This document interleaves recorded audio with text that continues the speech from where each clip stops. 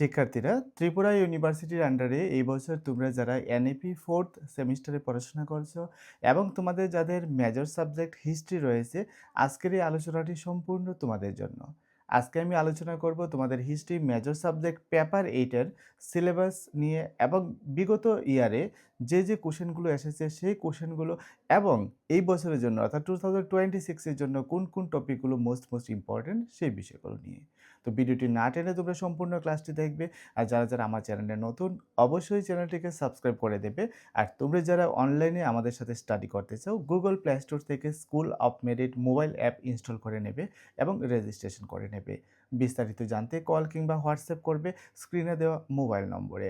তো তোমাদের হিস্ট্রি যে মেজর পেপার 8 রয়েছে, পেপার 8-এ তোমাদের যে টপিকটা সেটা হচ্ছে history of China and Japan 1840 থেকে 1949 পর্যন্ত, অর্থাৎ চীন এবং জাপানের ইতিহাস। এবার আমরা ইউনিট ওয়াইজ দেখব যে কোন কোন টপিকগুলো আমাদের রয়েছে এবং সেই টপিকগুলো থেকে কোন কোন টপিকগুলোর উপরে লাস্ট ইয়ারে কোশ্চেন এসেছে। তো আমাদের ফার্স্ট ইউনিটে প্রথমত রয়েছে চাইনিজ সোসাইটি অ্যান্ড ইকোনমি, অর্থাৎ চীনের সমাজ এবং অর্থনীতি in the pre modern world, অর্থাৎ প্রাক আধুনিক বিশ্বে। প্রাক আধুনিক বিশ্বে চীনের সমাজ এবং অর্থনীতি, ইনফ্লুয়েন্স অফ কনফুসিয়াস এবং কনফুসিয়াসের প্রভাব। তারপর 2 নম্বর আরেকটা টপিক ইউরোপিয়ান এক্সপেনশন, অর্থাৎ ইউরোপীয়দের বিস্তার অ্যান্ড ওপেনিং অফ চায়না এবং চীনের সূত্রপাত। ওপিয়াম ওয়ার, অর্থাৎ আফিম যুদ্ধ অ্যান্ড আনইকুয়াল ট্রিটিস, এবং অসম যে চুক্তিগুলো স্বাক্ষরিত হয়েছিল। এবং 3 নম্বর আরেকটা টপিক হচ্ছে রেসপন্স অফ দ্য চাইনিজদের অর্থাৎ চীনাদের প্রতিক্রিয়া, এবং এখানে থাকছে তোমাদের তাইপিং রিভিলিয়ন অর্থাৎ তাইপিং বিদ্রোহ, 100 ডেজ রিফর্ম 100 দিনের যে সংস্কার, এবং বক্সার রিভিলিয়ন এবং বক্সার বিদ্রোহ। এবং 4 নম্বর আরেকটা টপিক থাকছে রেভলিউশন অফ 1911, অর্থাৎ 1911 সালের যে বিপ্লব সংঘটিত হয়েছিল, কজেস অ্যান্ড রেজাল্টস, তার কারণ এবং তার ফলাফল, এবং রুল অফ শান ইয়াত সেন এবং শান ইয়াত সেনের যে ভূমিকা। এই যে টপিকগুলো, এই টপিকগুলোর মধ্য থেকে তোমাদের ফার্স্ট ইউনিট থেকে 2025-এ যে কোশ্চেন এসেছিল তার মধ্যে প্রথম কোশ্চেন এসেছে discuss the causes and consequences of the first opium war, অর্থাৎ প্রথম আফিম যুদ্ধ। তোমাদের যে একটা টপিক ছিল এখানে 2 নম্বরে যে অপিয়াম ওয়ার, সেই অপিয়াম ওয়ার্স অর্থাৎ আফিম যুদ্ধের উপরে কোশ্চেন এসেছে। এবং আরেকটা কোশ্চেন এসেছে trace the circumstances leading to the 100 days reforms in China, অর্থাৎ 100 দিনের সংস্কার, অর্থাৎ 3 নম্বর টপিক থেকে এসেছে। 2 নম্বর টপিক থেকে এসেছে অপিয়াম ওয়ার্স এবং 3 নম্বর টপিক থেকে এসেছে 100 ডেজ রিফর্মস। এই দুইটা টপিক বাদ দিয়েও আরও অনেকগুলো টপিক থাকে। তো এতগুলো টপিকের উপরে তো অনেকগুলো প্রশ্ন তো হয়ে যাবে। তো এত সব প্রশ্ন তো আর তোমরা পড়বে না। তো এই দুটো টপিক বাদ দিয়ে আরও অনেকগুলো টপিক রয়েছে, প্রায় 7-8টা টপিক রয়েছে। তো তার জন্য কি তোমরা 7-8টা প্রশ্ন পড়তে হবে এই ইউনিট থেকে? না, মাত্র 3টি প্রশ্ন পড়লেই হয়ে যাবে। কোন 3টি প্রশ্ন? সেটা আমাদের স্কুল অফ মেরিটের মোবাইল অ্যাপে সাজেশনের মধ্যে অবশ্যই থাকবে। অলরেডি আমরা এই ইউনিট থেকে মোস্ট ইম্পর্টেন্ট প্রশ্ন কোনটা সেটা দিয়ে দিয়েছি। যারা আমাদের অনলাইন প্ল্যাটফর্মে পড়া শুরু করে দিয়েছে তারা ইতিমধ্যে পেয়ে গেছে। আর তোমাদের মধ্যে যারা ইন্টারেস্টেড আমাদের অনলাইন প্ল্যাটফর্মে স্টাডি করার, এখানে শুধুমাত্র তোমার ফাইনাল পরীক্ষার জন্য সাজেশন আর প্রশ্ন উত্তরই নয়, তোমার ইন্টারনাল পরীক্ষার প্রশ্নপত্রের সমাধান, তোমার অ্যাসাইনমেন্টের উত্তর, এমনকি 4th সেমিস্টারে তোমাদের যে মিনি প্রজেক্ট রয়েছে সেই মিনি প্রজেক্টের সমাধানও আমাদের এই ইনস্টিটিউশন থেকে করে দেওয়া হয়। এবার সেকেন্ড ইউনিটে তোমাদের যে টপিকগুলো থাকছে সেগুলোর মধ্যে প্রথমত থাকছে মে 4th মুভমেন্ট, অর্থাৎ 4ঠা মের যে আন্দোলন সংগঠিত হয়েছিল।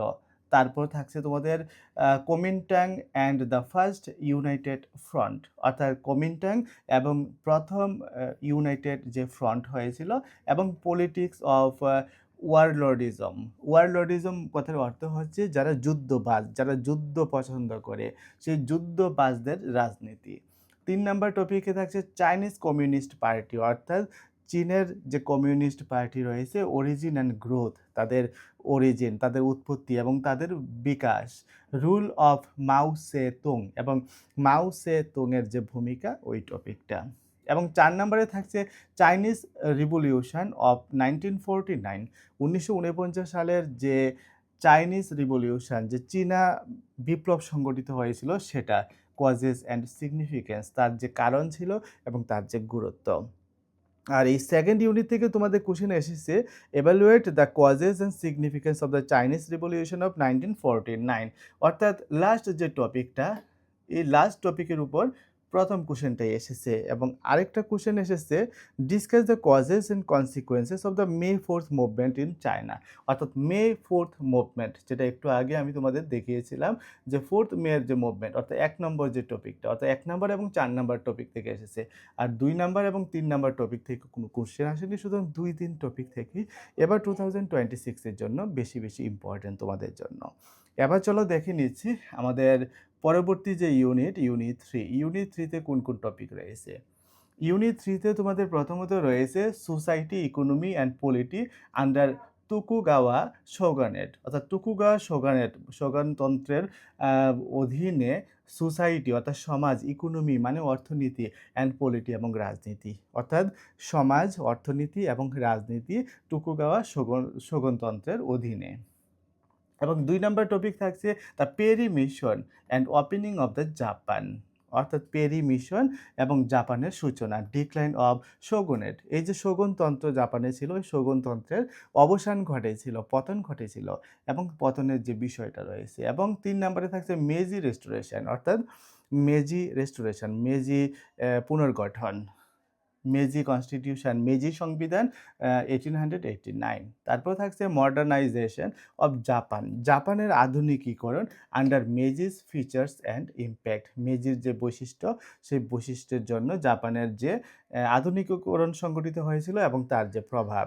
এবং এই ইউনিট থেকে যে কোশ্চেন এসেছে লাস্ট ইয়ারে, প্রথম কোশ্চেনটা এসেছে discuss the background of the Meiji restoration in Japan. এই যে মেজি রেস্টোরেশন ইন জাপান, এই টপিকটাই কিন্তু চলে এসেছে তোমাদের 3 নাম্বার যে টপিকটা লাস্ট ইয়ারে এসেছে। আরেকটা কোশ্চেন এসেছে discuss the society, economy and polity of Japan under Tokugawa shogunate. একটু আগে যে টপিকটা আমরা আলোচনা করেছিলাম, society, economy and polity under Tokugawa shogunate, 1 number টপিকটা, অর্থাৎ 1 নম্বর টপিক এবং 3 নাম্বার টপিক থেকে এসেছে।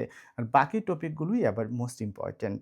এবার আমাদের যে সর্বশেষ ইউনিটটা, সেই সর্বশেষ ইউনিটে অর্থাৎ ইউনিট 4 এ যে টপিকগুলো রয়েছে, 1 নম্বরে রয়েছে সিনো জাপানিজ ওয়ার, অর্থাৎ চীন জাপানের যে সংঘর্ষ হয়েছিল বা যুদ্ধ বেঁধেছিল ওইটা। তারপর অ্যাংলো জাপানিজ অ্যালায়েন্স, অর্থাৎ ইঙ্গো এবং জাপানের যে চুক্তি সেটা, এবং রুশো জাপানিজ ওয়ার, এবং রাশিয়া এবং জাপানের মধ্যে যে যুদ্ধ হয়েছিল 1904 থেকে 1905 পর্যন্ত। তারপর 2 নাম্বার রয়েছে তোমাদের rice of Japanese militarism causes, অর্থাৎ জাপানি মিলিটারিজম অর্থাৎ সামরিক তন্ত্র। তো জাপানিজ সামরিক তন্ত্রের যে উত্থান ঘটেছিল তার উত্থানের কারণগুলো। তারপর 3 নম্বরে যে টপিকটা সেটা হচ্ছে মাঞ্চুরিয়ান ক্রাইসিস, তার কজেস, অর্থাৎ মাঞ্চুরিয়ান সংকটের যে কারণ। তারপর ইন্টারন্যাশনাল রিপারকুশন মানে হচ্ছে রিঅ্যাকশন, আন্তর্জাতিক যে প্রতিক্রিয়া হয়েছিল তার প্রেক্ষিতে। তারপর 4 নাম্বার হচ্ছে Japan and second world war, Japan এবং দ্বিতীয় বিশ্বযুদ্ধ। এবার এই ইউনিট থেকে যে প্রশ্ন লাস্ট ইয়ারে এসেছে, প্রথম কোশ্চেনটা হচ্ছে state briefly the causes and consequences of the Manchurian crisis of 1931, অর্থাৎ মাঞ্চুরিয়ান ক্রাইসিসের উপর, অর্থাৎ 3 নম্বরের যে টপিকটা, এই টপিকটার উপরে কোশ্চেন চলে এসেছে। এবং তোমাদের আরেকটা কোশ্চেন এসেছে what were the causes of the Sino Japanese war, অর্থাৎ চীন জাপান যুদ্ধের যে কারণ, অর্থাৎ আমাদের প্রথম যে টপিকটা সিনো জাপানিজ ওয়ার, এটা এসেছে হোয়াট ওয়ার ইটস ইম্প্যাক্ট, তার প্রভাব কি পড়েছিল। অর্থাৎ এই 2টা টপিক বাদ দিয়ে বাকি যে টপিকগুলো রয়েছে সেই টপিকগুলোর উপরে তোমাদের এবার 2026 এ পড়তে হবে। আবারও বলছি, তোমাদের 2026 এর জন্য হিস্ট্রি মেজর পেপার 7 এবং পেপার 8 এর ফাইনাল সাজেশন অলরেডি আমি তৈরি করে নিয়েছি। এখন ধারাবাহিকভাবে তোমাদের অ্যাপে আপলোড করা হচ্ছে এবং তোমাদের ইনস্ট্রাকশন দেওয়া হচ্ছে এগুলো সময়ে সময়ে শেষ করার জন্য। যারা আমাদের সাথে অনলাইনে নিয়মিত ক্লাস করছে এবং প্রথম থেকে পড়াশোনা করছে, আশা করি পরীক্ষার আগে পর্যন্ত তাদের সিলেবাস খুব সুন্দরভাবে শেষ হয়ে যাবে। আবারও বলছি, তোমরা যারা ইন্টারেস্টেড আমাদের সাথে অনলাইনে ক্লাস করার, তোমরা গুগল প্লে স্টোর থেকে school of merit mobile app install করে রেজিস্ট্রেশন করে আমাদের সাথে অনলাইনে ক্লাসে যুক্ত হতে পারো। বিস্তারিত জানতে কল কিংবা হোয়াটসঅ্যাপ করতে পারো স্ক্রিনে দেওয়া মোবাইল নম্বরে।